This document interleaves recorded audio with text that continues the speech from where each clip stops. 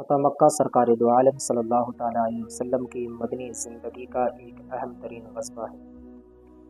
عہد نبی کے تمام غزوات کی ایک الگ اہمیت ہے، لیکن مورخین اس بات پر متفق ہیں کہ فتح مکہ میں اسلامی شوکت کا ایسا اظہار ہوا کہ عالمی عرب پر اسلام کی دھاک بیٹھ گئی۔ مسلمانوں کو بیت اللہ میں داخل ہو کر طواف کا موقع ملا، کعبۃ اللہ کو بتوں اور تصویروں سے پاک کر دیا گیا، اور ایک طویل عرصے کے بعد اللہ کی وحدانیت کا علم کعبے کی چھت پر لہرایا گیا۔ غزوہ فتح مکہ سے کچھ عرصے قبل مسلمانوں اور قریش کے مابین صلح حدیبیہ کے نام سے ایک معاہدہ طے پایا تھا، جس نے خاص طور پر امن و امان کی ایک نئی روح پھونک دی تھی۔ اس معاہدے میں تمام قبائل کو اختیار دیا گیا تھا، جس کے ساتھ ان کی مرضی ہے ان کے ساتھ اپنا الحاق کر سکتے ہیں۔ قبائل مکہ کے دو بڑے قبیلے جن کے نام بنو بکر اور بنو خزاعہ تھے، ان کی جنگ و جدل اور باہمی دشمنی ایک اپنی الگ تاریخ رکھتی تھی، لیکن صلح حدیبیہ کے سبب ایک بار تمام دشمنیاں دب گئیں، چونکہ معاہدہ میں یہ شرط شامل تھی کہ جو قبیلہ جس فریق کے ساتھ شامل ہوگا وہ اسی کا حصہ تصور کیا جائے گا، اس پر حملہ اس فریق پر حملہ تصور کیا جائے گا۔ اس معاہدے کے تحت بنو خزاعہ آقا دو عالم صلی اللہ تعالیٰ علیہ وسلم کے گروہ میں شامل ہو گئے، جبکہ بنو بکر قریش مکہ کے ساتھ شامل ہو گئے۔ کچھ عرصے فریقین پرامن رہے۔ اس صلح سے فائدہ اٹھاتے ہوئے اسلام کی ترقی میں تیزی آ گئی۔ تاہم شعبان 8 ہجری 630 عیسوی میں بنو بکر نے بنو خزاعہ پر حملہ کر دیا۔ اس وقت بنو خزاعہ ایک چشمہ پر موجود تھے۔ اس موقع پر قریش نے مکہ کے معاہدے کے واضح خلاف ورزی کرتے ہوئے نہ صرف ان کو ہتھیار فراہم کیے، بلکہ قریش مکہ کے کئی لوگ نقاب اوڑھ کر ان کے ساتھ حملہ میں شامل ہو گئے، یہاں تک کہ بنو خزاعہ حرم تک پہنچ گئے اور ان سے امن کی درخواست کی، لیکن حرم کا بھی لحاظ نہ رکھا۔ اس واقعے کے بعد عمر بن سالم خزاعی نے مدینہ منورہ کا رخ کیا اور دربار رسالت میں اشعار کی صورت میں اپنی عرضداشت پیش کی۔ رسول اللہ صلی اللہ تعالیٰ علیہ وسلم نے اشعار سماعت کیے اور ارشاد فرمایا، کہا عمر بن سالم تمہاری مدد کی گئی، یعنی تمہاری مدد کی جائے گی۔ اس کے بعد بدیل بن ورقہ کی سربراہی میں ایک وقت بارگاہ رسالت میں حاضر ہوا، تفصیلات عرض کی اور ساتھ ساتھ یہ بھی عرض کیا کہ مکہ کے کون کون سے لوگ اس میں ملوث پائے گئے تھے۔ یوں صلح حدیبیہ ٹوٹ گئی اور مسلمانوں نے کفار سے بدلہ لینے کی منصوبہ بندی شروع کر دی۔ ایک اور روایت میں موجود ہے کہ اس واقعے سے 3 دن قبل حضور اکرم صلی اللہ تعالیٰ علیہ وسلم نے سیدہ عائشہ رضی اللہ تعالیٰ عنہا کو تیاری کرنے کا حکم دیا، اور ساتھ ہی حکم دیا کہ اس تیاری کی بات کسی کو معلوم نہ ہو، یہاں تک کہ سیدنا ابو بکر صدیق تشریف لائے اور تیاری دیکھ کر پوچھا تو سیدہ عائشہ نے ان کو بتانے سے معذرت فرمائی۔ قریش مکہ کو اس بدعہدی کا جلد احساس ہو گیا، ان کو اس بات کا بھی ادراک ہو گیا کہ اب مسلمان کمزور نہیں رہے۔ چنانچہ ابو سفیان اس صلح کو بحال کرانے کے لیے مدینہ منورہ آیا، مختلف صحابہ اکرام کے دروازے پر گیا، سب نے اس کو ملنے سے انکار کیا، یہاں تک کہ اپنی صاحبزادی ام حبیبہ کے گھر گیا جو سرکار دو عالم صلی اللہ تعالیٰ علیہ وسلم کی زوجیت میں تھی۔ انہوں نے اپنے باپ کو سرکار دو عالم صلی اللہ تعالیٰ علیہ وسلم کے بستر پر بھی بیٹھنے نہ دیا۔ سب سے مایوس ہو کر حضرت علی رضی اللہ تعالیٰ عنہ کے گھر گیا، آپ نے بھی اس کو صاف انکار کیا۔ یہاں سے ہو کر وہ مسجد میں گیا اور بلند آواز سے امن کا اعلان کیا، اور اس صلح کے ایک طرفہ تجدید کا اعلان کر کے واپس مکہ مکرمہ بھاگ گیا۔ حضور اکرم صلی اللہ تعالیٰ علیہ وسلم نے اس بدعہدی کا بدلہ لینے کا مصمم فیصلہ کر لیا اور اپنے غلاموں کو بھرپور تیاری کا حکم ارشاد فرمایا، اور ساتھ ہی یہ بھی حکم جاری فرمایا کہ اس تیاری کی کسی کو کانو کان خبر نہ ہونے پائے۔ اللہ کے نبی صلی اللہ تعالیٰ علیہ وسلم نے خصوصی دعا فرمائی کہ اے اللہ، جاسوسوں اور خبریوں کو قریش تک پہنچنے سے روک تاکہ ہم اچانک ان پر جا پہنچیں۔ آپ صلی اللہ تعالیٰ علیہ وسلم نے جنگی حکمت عملی کا مظاہرہ کرتے ہوئے ماہ رمضان کے شروع میں حضرت قتادہ رضی اللہ تعالیٰ عنہ کی قیادت میں 8 افراد کا لشکر بطن اعظم کی طرف روانہ فرمایا، تاکہ دیکھنے والے یہ سمجھیں کہ محمد رسول اللہ صلی اللہ تعالیٰ علیہ وسلم کا لشکر اس راستے سے مکہ کی طرف روانہ ہونے والا ہے۔ تاہم آقا دو عالم صلی اللہ تعالیٰ علیہ وسلم نے دوسرا راستہ اختیار فرمایا۔ 10 رمضان المبارک 8 ہجری کو 10,000 صحابہ اکرام کا لشکر لے کر حضور اکرم صلی اللہ تعالیٰ علیہ وسلم نے مدینہ منورہ سے مکہ مکرمہ کا رخ فرمایا۔ ابو احمد غفاری کو مدینہ میں اپنا قائم مقام مقرر فرمایا۔ مدینہ سے باہر نکل کر 2,000 افراد اور اسلامی لشکر کے ساتھ مل گئے۔ یوں 12,000 کا صحابہ کا لشکر جرار مدینہ سے مکہ کی طرف روانہ ہو گیا، لیکن اللہ کی قدرت اور سرکار دو عالم صلی اللہ تعالیٰ علیہ وسلم کی دعا کی بدولت کہ اتنی بڑی سرگرمی سے بے خبر رہے۔ حضور اکرم صلی اللہ تعالیٰ علیہ وسلم پیش قدمی کرتے ہوئے مکہ مکرمہ سے محض ایک منزل کے فاصلے پر ایک مقام پر قیام فرما ہوئے۔ آپ صلی اللہ تعالیٰ علیہ وسلم نے سارے اسلامی لشکر کو پورے میدان میں پھیلا دیا اور صحابی کو کہا کہ اپنا الگ الگ چولہا روشن کریں۔ رات کے وقت ابو سفیان کو خبر دینے کے لیے مکہ سے باہر نکلنا پڑا تو آگ کا اتنا بڑا الاؤ دیکھ کر پریشان ہو گیا۔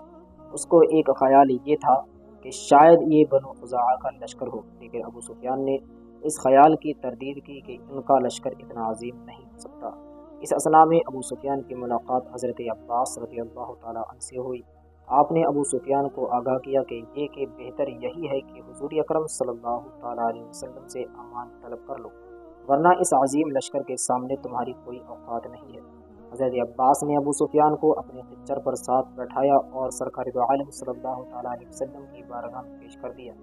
حضرت عمر بن خطاب رضی اللہ تعالیٰ عنہ اس کے قتل کے درپے ہوئے، لیکن سرکار دو عالم صلی اللہ تعالیٰ علیہ وسلم نے منع فرما دیا۔ ایک ایسا شخص جس نے مسلمانوں کے خلاف جنگیں لڑی، جس نے اسلام کو نقصان پہنچانے کی ہر ممکن کوشش کی، جس نے نبی کریم صلی اللہ تعالیٰ علیہ وسلم کو شہید کرنے کی کوشش کی، جس کی بیوی ہندہ نے حضرت حمزہ رضی اللہ تعالیٰ عنہ کا کلیجہ چبایا، ایسے متعصب اور کٹر دشمن کو سامنے پا کر معاف کرنا اللہ کے نبی کی صفت ہو سکتی ہے۔ عام آدمی اس کو معاف کرنے کا تصور بھی نہیں کر سکتا۔ حضور اکرم صلی اللہ تعالیٰ علیہ وسلم نے لشکر اسلام کو مکہ کی طرف کوچ کا حکم ارشاد فرمایا۔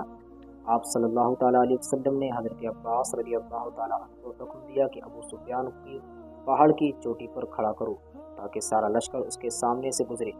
چنانچہ ایسا ہی کیا گیا۔ ہر قبیلہ اپنے اپنے پرچم کے ساتھ گزرتا۔ ابو سفیان حضرت عباس سے دریافت کرتا، یہ کون سا قبیلہ ہے؟ حضرت عباس قبیلے کا نام بتاتے، یہاں تک کہ آپ صلی اللہ تعالیٰ علیہ وسلم کا دستہ مبارک گزرا۔ آپ صلی اللہ تعالیٰ علیہ وسلم کی آگے چلتے ہوئے صحابہ ترانے پڑھ رہے تھے۔ حضرت سعد کے ہاتھ میں سرکار دو عالم صلی اللہ تعالیٰ علیہ وسلم کے لشکر کا پرچم تھا۔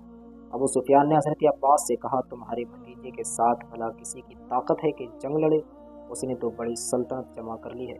حضرت عباس نے فرمایا، یہ بادشاہت نہیں بلکہ نبوت ہے۔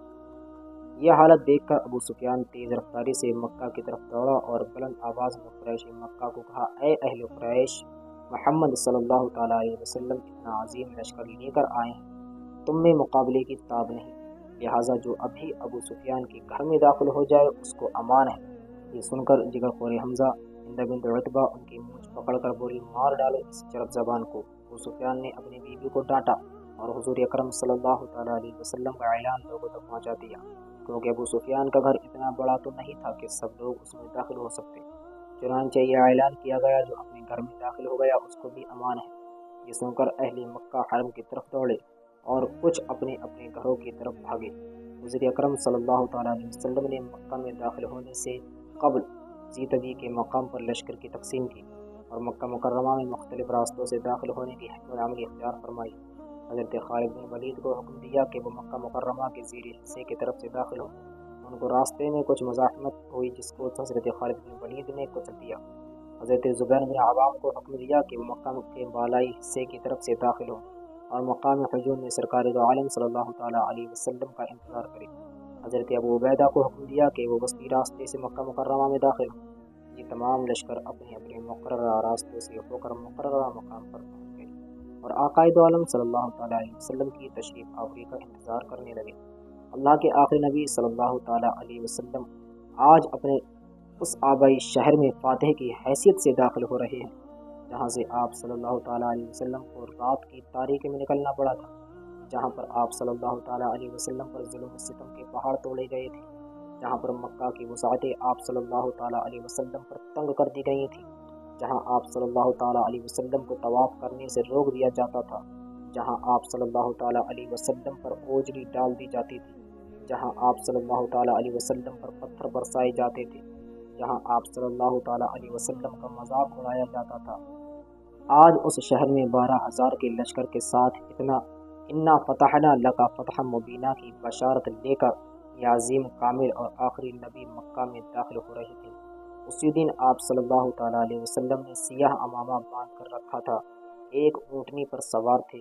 جو ہی آپ صلی اللہ تعالیٰ علیہ وسلم کی نظر بیت اللہ شریف پر پڑی، آپ صلی اللہ تعالیٰ علیہ وسلم کا سر اقدس اللہ کریم کی بارگاہ میں جھک گیا۔ آپ صلی اللہ تعالیٰ علیہ وسلم نے اپنا سر اس قدر جھکایا کہ آپ نے امامہ شریف کی سلوٹیں ڈھیلی پڑ گئیں۔ اونٹنی پر آپ صلی اللہ تعالیٰ علیہ وسلم نے طواف فرمایا۔ فتح مکہ کا سب سے اہم مرحلہ بیت اللہ شریف کو بتوں سے پاک کرنا تھا۔ اس وقت کعبہ میں 360 سے زائد بت موجود تھے۔ آپ صلی اللہ تعالیٰ علیہ وسلم نے اپنی کمان کے ساتھ بتوں کو گراتے اور یہ آیت پڑھتے: جاء الحق وزهق الباطل، اور آپ کی ٹھوکر سے بت مندھے مونگے تھے۔ عثمان بن طلحہ چابی لے کر کعبے کے اندر داخل ہوئے۔ اس کو تصاویر سے پاک کیا گیا۔ حضرت بلال نے کعبے کی چھت پر کھڑے ہو کر اذان دی اور انہوں نے کعبے میں طویل عرصے کے بعد اللہ کی وحدانیت کا اعلان کیا۔ اللہ تعالیٰ سے دعا ہے کہ وہ ہمیں سیرت رسول صلی اللہ تعالیٰ علیہ وسلم پر عمل کرنے کی توفیق